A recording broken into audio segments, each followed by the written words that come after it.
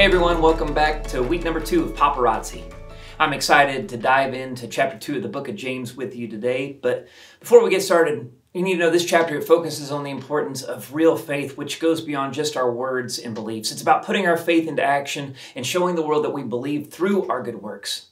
Now, before we jump into the discussion today, let's take a second just to look at the background of chapter 2. This chapter shows just how important works are when it comes to our faith. And James, who's the half-brother of Jesus, he writes this letter to Jewish Christians that are living in all different parts of the world. He knows that many people say that they have faith, but their actions sure don't show it.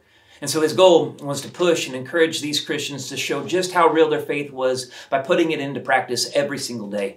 In verses 20 through 26, James talks about Abraham and Rahab, two well-known people from the Old Testament, to show just how important it is to combine both faith and works.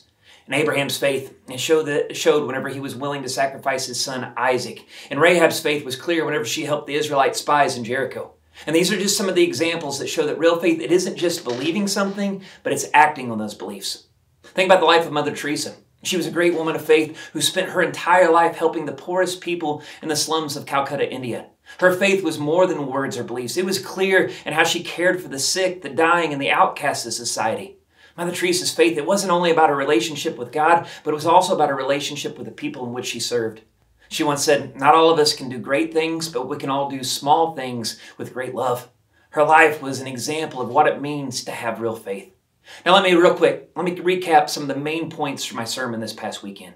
First, real faith, it's more than just words. True faith is not only about what we say, but it's also about what we do. Second, real faith is a partnership. Our faith must be accompanied by good deeds to be genuine and effective. And third, real faith, it's more than just belief. Merely believing in God is not enough. Even the demons believe and they tremble. And I also shared with you 7 good works that show that your faith is real. 1, communicating with God regularly. 2, making church a priority. 3, serving others. 4, by studying the Bible in community. 5, by giving our money generously. 6, telling others about Jesus. And 7, building real relationships with other Christians.